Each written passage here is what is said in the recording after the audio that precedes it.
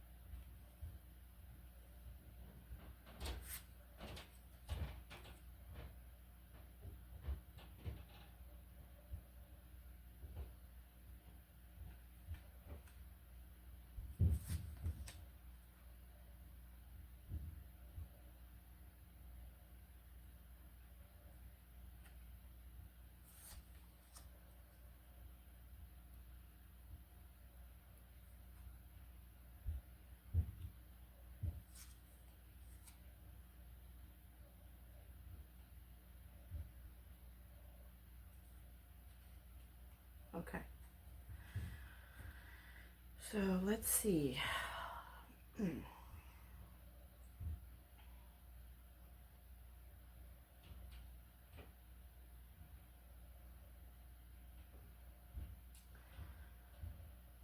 So already, I'm getting the impression that the two girls came home, and I do understand that they were out going to people's homes, like going to events, partying, something like that. They came home, and everybody kind of put their stuff down. I see one girl like doing something with her makeup, and the other girl's just talking to her. All of a sudden, somebody's knocking on the door. The mother answers the door, and two men, and they're wearing all black, barge in when the mother's answering the door. And the two girls are startled by this. They're like in a different area of the house. I want to say I'm seeing like a hallway next to a bathroom, like standing there, okay?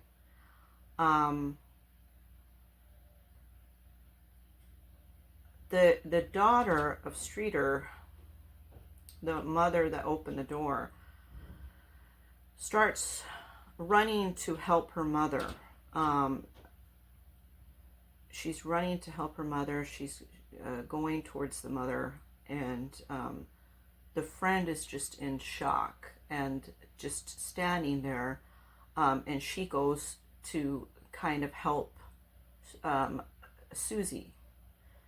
Okay, so it's like they're all startled, and these men are saying that they want them to come with them. They want them to come with them. Leave your stuff. You're going to come with us. Okay. How much money do you have? You know, that kind of thing too. I'm seeing like it's also like, it's like these men knew them. They knew, I'm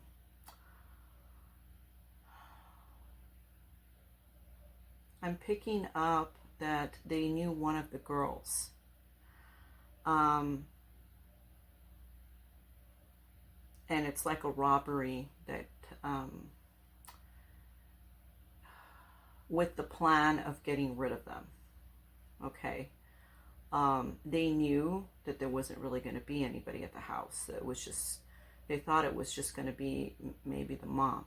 And the girls came back, and then they were there, and those men, you know, they didn't care either way. It's like, okay, well, they're going to be in the situation with the mother, right? It was money. I'm getting a younger man that a little bit older than one of the girls, knew Suzie, and a friend of that man that knew Suzie, okay, coming into the home, okay, and they're telling them, bring all of your belongings to the front, get all your stuff, you know, where's the money, you know, and so they're saying, okay, let's get our purses, we're going to bring our purses, okay, that kind of thing. And they're really rough housing them. Okay. Then I'm getting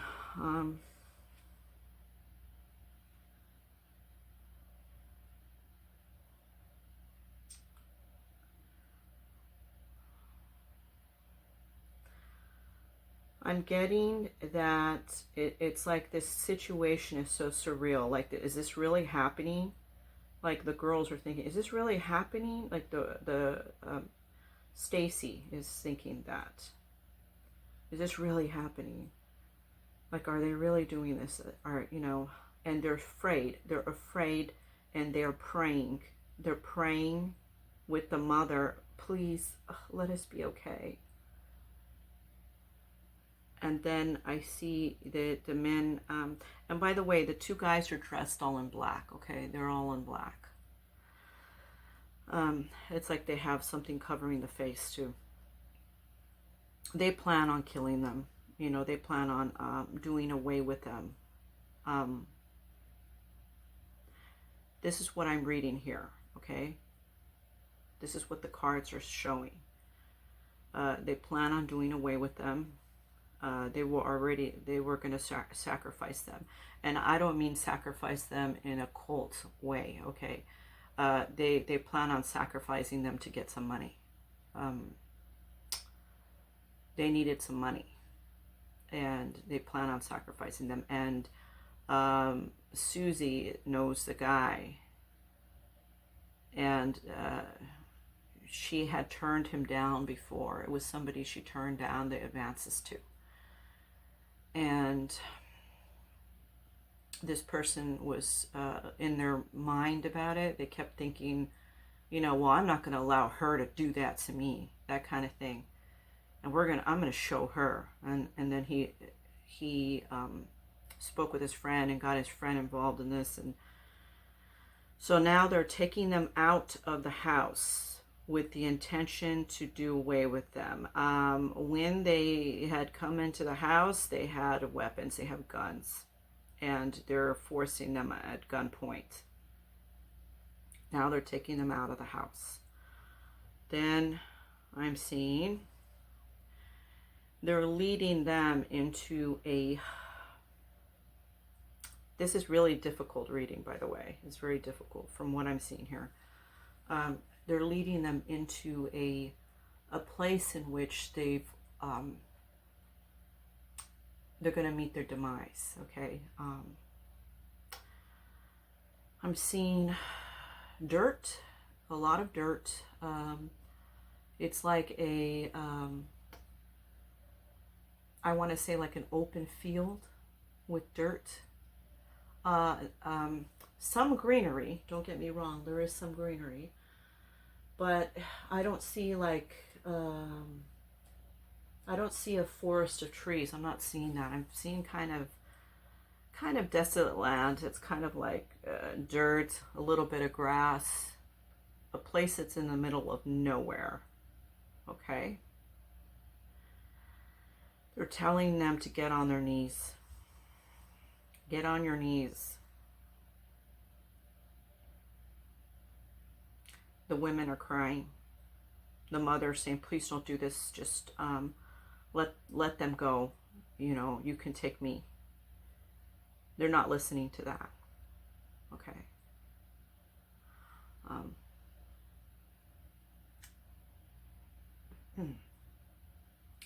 Suzie is holding her hand up.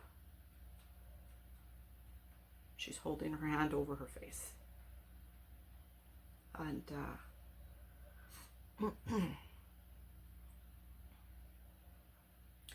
the two girls, I'm seeing like they're holding each other, you know, and they're crying, and the mother's holding them too. And there's like a little tuffle. They separate that situation so they could so they can go ahead and do what they got to do, right? Okay. This is in a twilight, so this is like I'm getting like they drove for a few hours, maybe like 2 hours, maybe 3. That would be maybe the radius to look. And I'm getting that it's like it's still dark, but the light is starting to come up. So they were in the house for a bit, okay, because I'm seeing the light is starting to come up. It could be 5 a.m., 6 a.m. when this crime's occurring, right?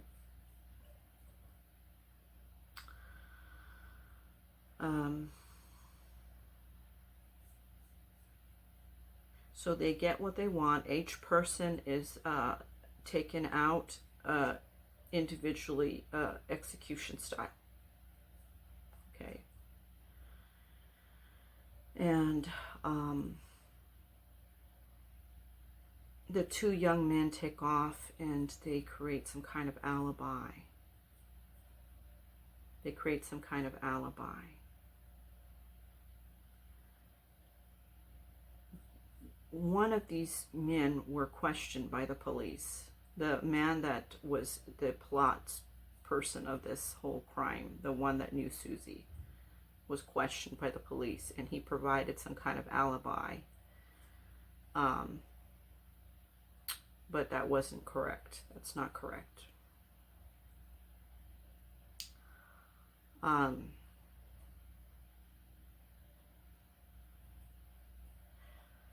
I'm not getting that these people, these two young men, have spread this information to many people. There's not very many people that know.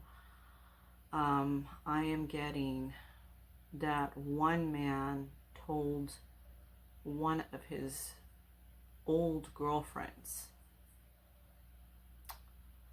and she was in fear. Now, I don't know if she's still in fear at this time, But she was in fear of that time, that that could happen to her. So she didn't say anything, okay?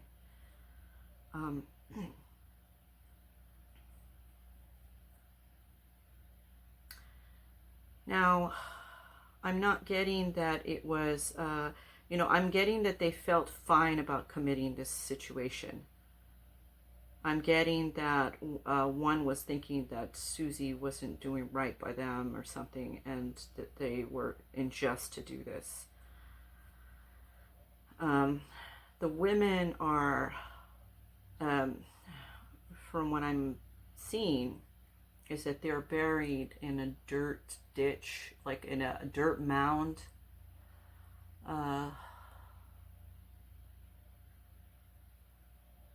This could be in a clearing, like in, I'm gonna say by like by a forested area, but there's not trees. There's not a lot of trees where they are. There's like trees in the far off.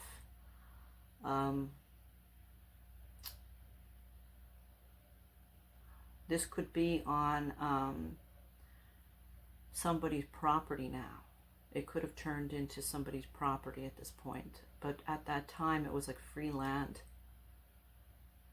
I'm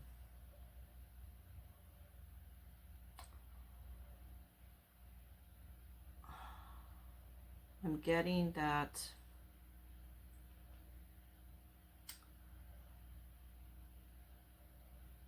there is no guilt from these two. They're just keeping it quiet. They're living their life.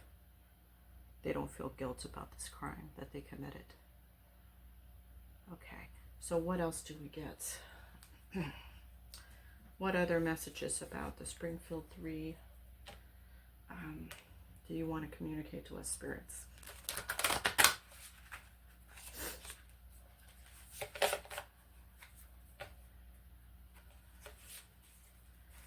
And my prayers are out to the family of the three missing. Okay.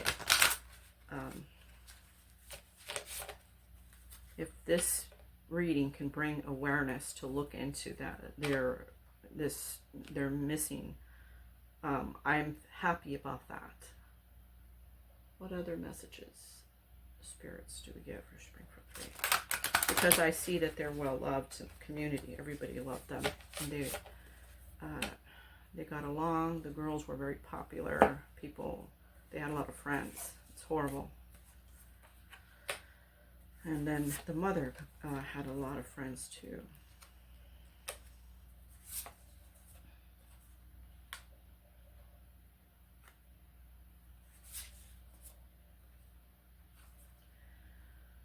We'll see whatever we can get from this. I mean, okay, so it's like I'm getting here.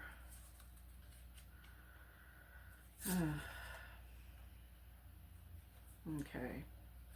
They're like saying different things here. Okay. And that's where it stops right here. Okay. So I'll explain this. Okay.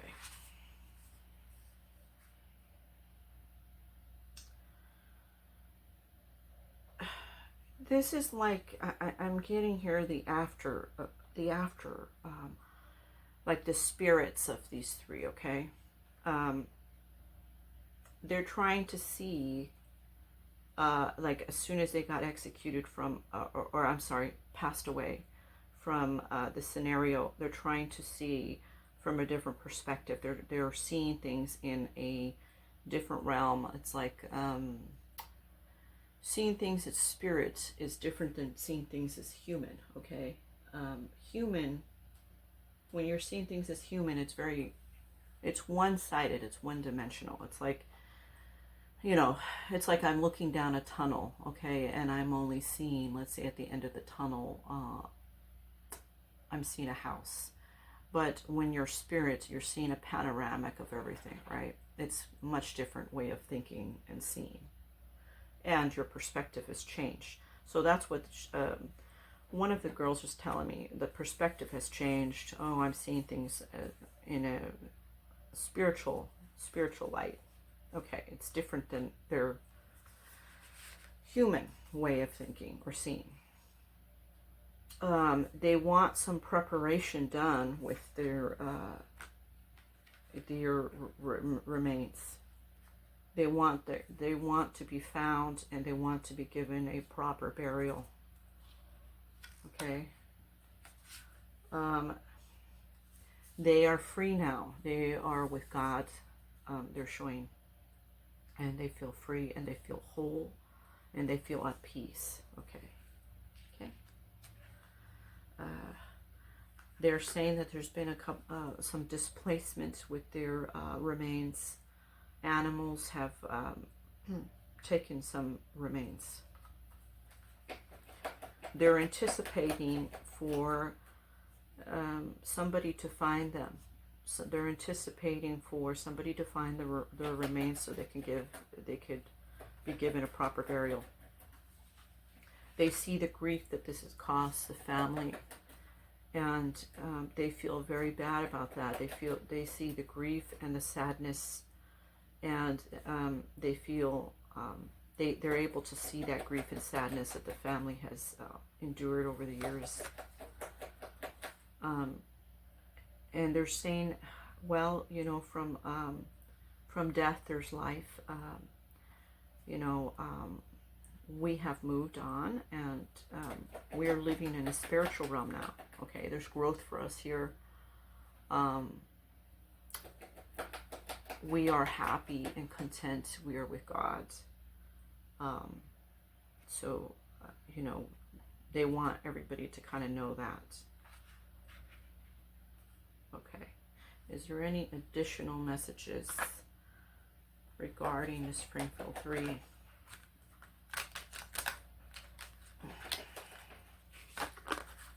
Any additional messages regarding the Springfield Three?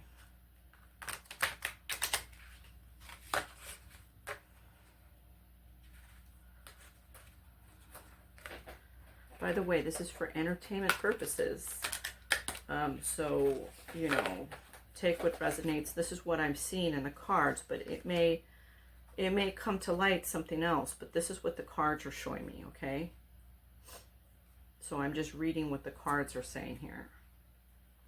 I definitely wish them to be found alive, of course, you know, because they've been gone for so long, and it's quite sad, and there's so many people in the community that miss them. So many, okay? And it's quite a shame that this whole thing had even occurred. Okay.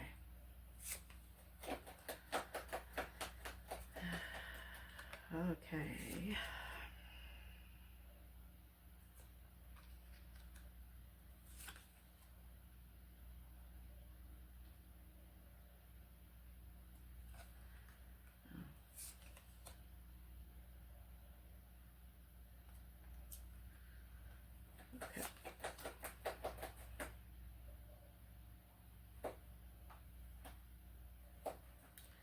So they're saying, they're talking about life after, okay? They're still talking about life after.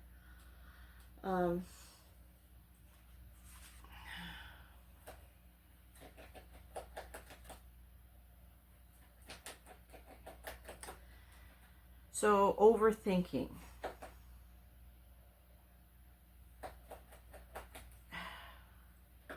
During the drive to take them to this place, they were in such fear, and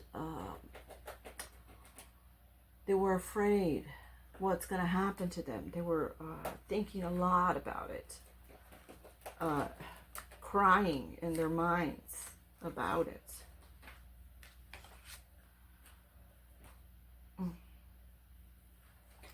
But upon the death, and this is what this reading is saying, okay? So don't get it twisted. Like, this is what I'm reading here, but I'm not saying this is necessarily what's happening, okay? But this is what the reading is showing me. But upon the death, there's illumination and hope, okay? So they're seeing the light of God.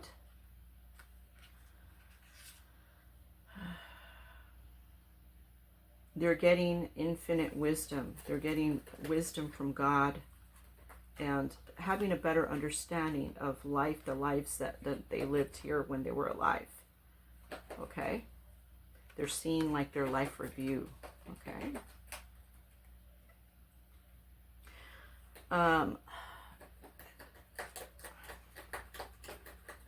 Some of them are noticing they felt like they were trying to be people pleasers to others. They were trying to be popular. And they're noticing in the light of God and their life review, that wasn't, they don't necessarily have to do that because they're loved anyway. But they see that side of them. They see that side of them as they were alive. They were doing a lot of people pleasing, and it was unnecessary because people would just love the genuine side of them anyway. They didn't have to do any of that stuff.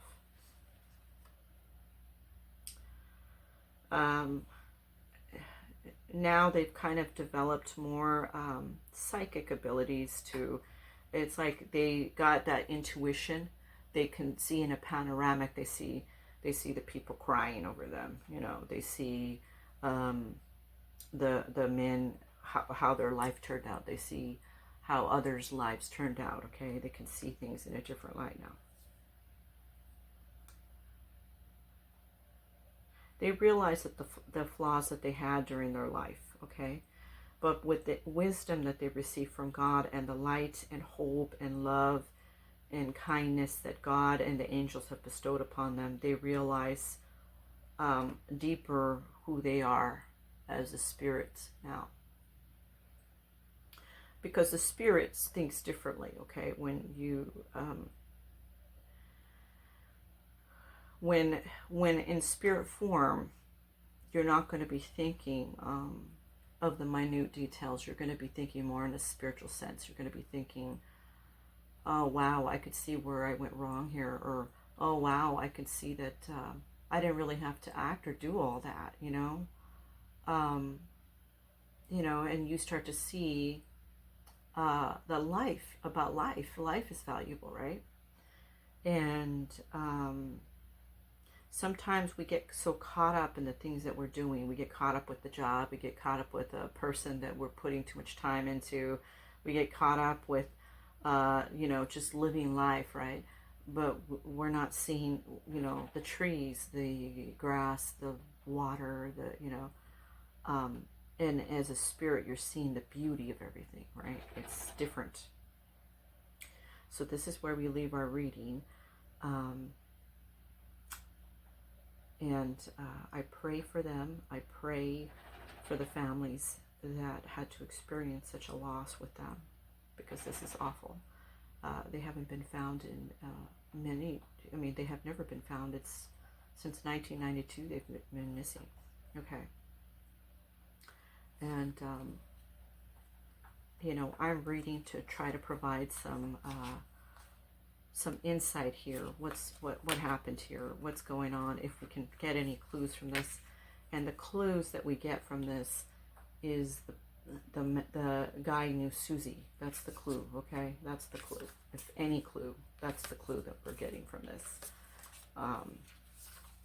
And this person had a previous girlfriend that could possibly be talked to, right?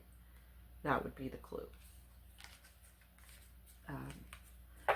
So thank you all for tuning into this reading. I do hope that they are found, as anybody else would hope the same. And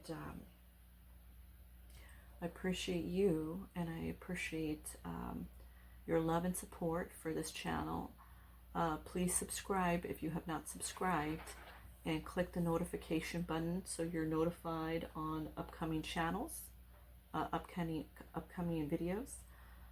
And if you're liking this, click the like button and definitely leave me a comment. I love to read all the comments, and I appreciate all of the comments. So once again, thank you from Tarot and the Star, and the most important thing is I appreciate you. Thank you.